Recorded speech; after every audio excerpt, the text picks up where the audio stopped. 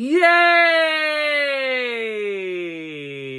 Yeah, guys, I must be a glutton for punishment making this video again. But guys, this is my worst movies of 2023 countdown. I might or might not have uploaded my best movies of 2023 countdown in parallel to this one, so whichever one you've watched first, yeah, if you watched the best first, welcome back. If you're watching this one first, make sure to go check out the best movies of 2023 just to kind of make yourselves feel better. And let's just get right down to brass tacks, guys. These movies are basically the only reason why I would sit here and ask you guys, what the heck am I doing with my life? Why am I sitting here right now? Like, I could be going outside. I could enjoy a nice breath of fresh air. I could go outside and I could just paint my entire storage barn. Heck yeah, give me Spider-Man 2 on the PS5. I'll go ahead and play that over watching any of these movies again. But the good news is, this is the last time that we ever have to talk about these movies.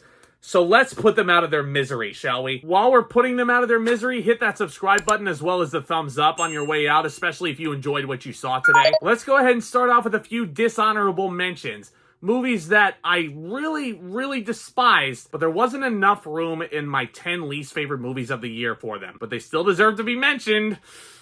Your Place or Mine, one of the worst romantic comedies I've had the pleasure of sitting through this year. Spy Kids Armageddon. Wow, Robert Rodriguez. Yeah, we're going right back down to basics, aren't we? Napoleon, probably one of the more disappointing movies I've sat through all year long. A movie that I wanted to liken to Gladiator, but couldn't. It was more like Exodus, Gods and Kings. And Asteroid City, probably the most boring movie that Wes Anderson has ever put out, despite its star-studded cast. So with those out of the way, yeah, it's time. And listen, I understand how difficult it is to make a movie. I understand how much work goes into it, and it's a lot of hard work. But if I sit through something and I don't like it, I'm allowed to voice my opinion like this. And again, some of you might like these movies that are on my top 10 worst, but I mean, why would you? Joking aside, it's all a matter of opinion, so let's just do it.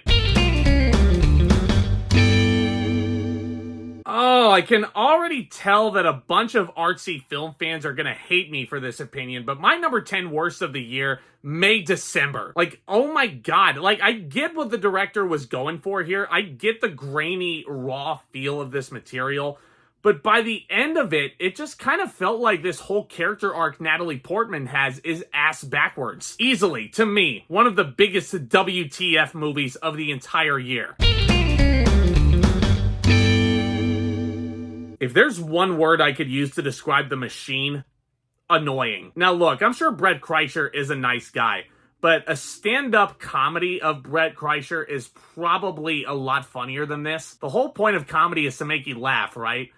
The Machine didn't make me laugh one time. And the fact that it's named after Kreischer's nickname and the fact that he's playing himself, like, I don't know if I want to have this false perception or anything, but it just kind of felt like a big stroke of this guy's ego. And what in the absolute heck is Mark Hamill doing in this movie? Is it working for Mike Flanagan and being in some of his Scary series doing well for him? Yeah, speaking of scary, the next couple of entries fall under the scary category. Insidious: The Red Door is number 8. Now look, I respect Patrick Wilson so much as a talent. The fact that he's directing this movie and the fact that he is lending his talents to one of the horror franchises that arguably made him as famous as he is, I think that's a really cool turnaround. But my buddy Jacob Hubbard mentioned something in his worst of the year countdown. But it's basically characters that we met at a younger age in the first movie, going through and retracing the steps of the first movie and kind of learning more about what happened. And I'm like, listen, if I wanted to see the same story again, I would just pop in that first Insidious movie. It's much better. And it just came off as one of the most boring horror movies I've sat through all year. The Nun 2. Oh man, I could... Yeah, this might be one of those movies on this list that could turn into a guilty pleasure down the line. But there's some images, especially ones involving a goat in the third act. These are meant to frighten the audience. I just couldn't help but sit there and laugh my ass off. And I did not care who else was in this theater. I laughed as loud as I could. I just didn't care. Like, the third act of this movie... hilarious. But that's not what this movie was trying to accomplish. It was trying to frighten the heck out of you. Hey son, look at that expired milk in the fridge. You see that expired milk? You can still enjoy that. You can still enjoy that with your family.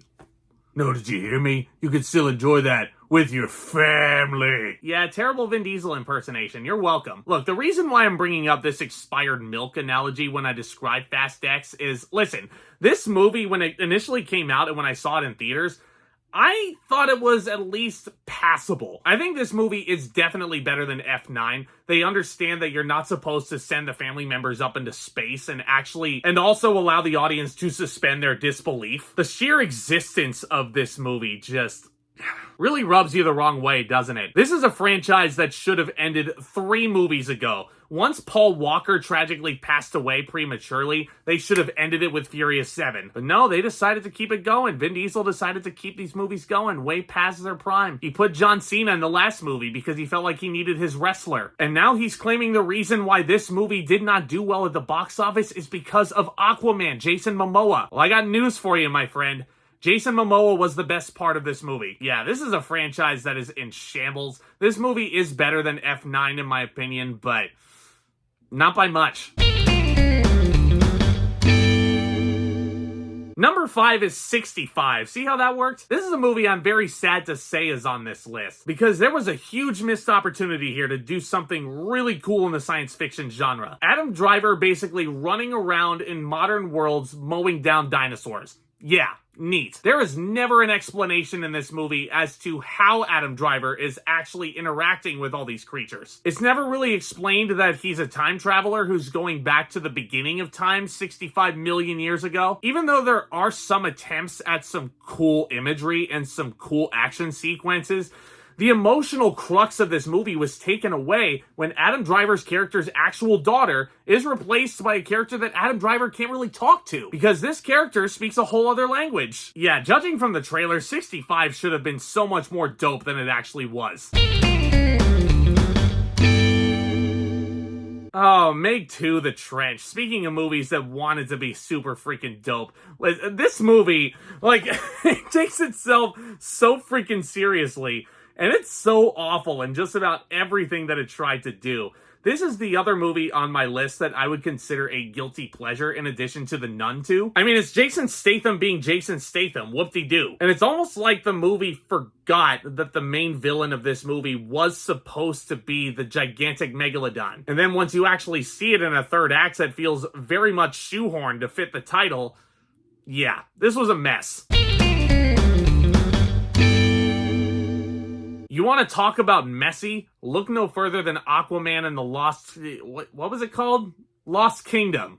Yeah, forgot. And I'll tell you what, Warner Brothers wanted to forget about this movie as well. There was no red carpet premiere. They just wanted to put this movie and shove it into theaters as much as they could. Even though they delayed it a year, this was supposed to compete with The Way of Water last year. And they absolutely tried their damnedest to make this work, especially considering all the controversy surrounding a certain someone. All the reshoots that went into this. But sadly, the end product with 4 writers at the helm, with Jason Momoa himself included in that list, I'm sorry, it just doesn't add up. The plotline really doesn't make sense, and DCEU is basically admitting to the fact that they were copycatting off of Marvel, because Jason Momoa does reference in this movie that him and Patrick Wilson are like Thor and Loki. It's just basically the DCEU making a gigantic confession while also ending on a huge whimper. Warner Brothers wants this movie lost at sea, so I think let's have this movie stay that way.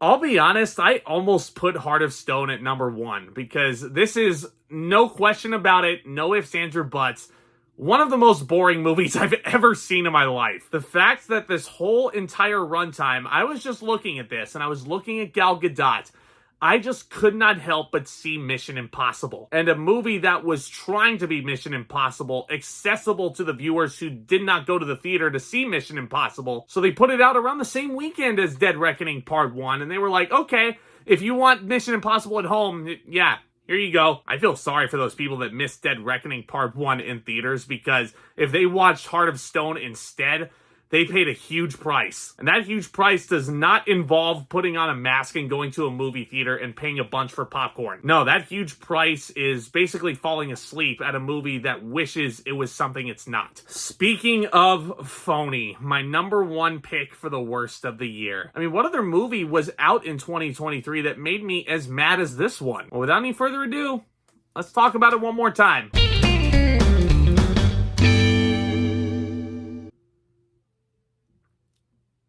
Nope, you know what? I don't want to talk about it anymore. See ya. Yep. No more. I'm sorry, you wanted more than that. This movie really wishes it was that original movie from the 80s, which honestly wasn't even really that good. That one's more of a guilty pleasure. And yeah, the facts that our main hero and our main villain are sitting in a car smoking cigarettes together after this main actress watches her father character just die in the middle of a cornfield, and she does nothing about it.